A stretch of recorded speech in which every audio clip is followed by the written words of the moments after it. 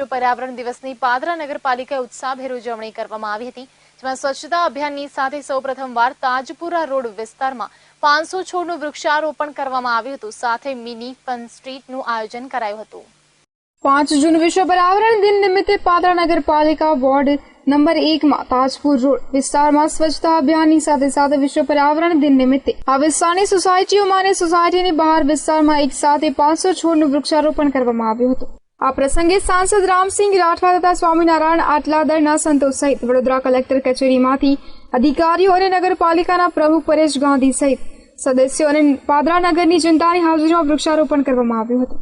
સ્વચ્છ અભિયાન અંતર્ગત ઘન કચરાના વર્ગીકરણ અંગેની પ્રતિજ્ઞા તથા વૃક્ષોના જતન માટે પ્રતિજ્ઞા પણ લેવડાવવામાં આવી હતી. આ પ્રસંગે સૌપ્રથમવાર મિની ફન સ્ટ્રીટનું આયોજન કરવામાં આવ્યું હતું, જેમાં યુવાધન ઝૂમી ઉઠ્યું હતું. આ પ્રસંગે પાલિકાના પ્રમુખ સહિત મહિલા સદસ્યો સહિતના યુવાનો ડીજેના તાલે ઝૂમી ઉઠ્યા હતા. પાદરામાં સૌપ્રથમવાર 500 વૃક્ષોનું એક જ વિસ્તારમાં વાવેતર કરવામાં આવ્યું હતું. મિતેશ માલી સાથે લાઈવ ગુજરાત ન્યૂઝ પાદરા.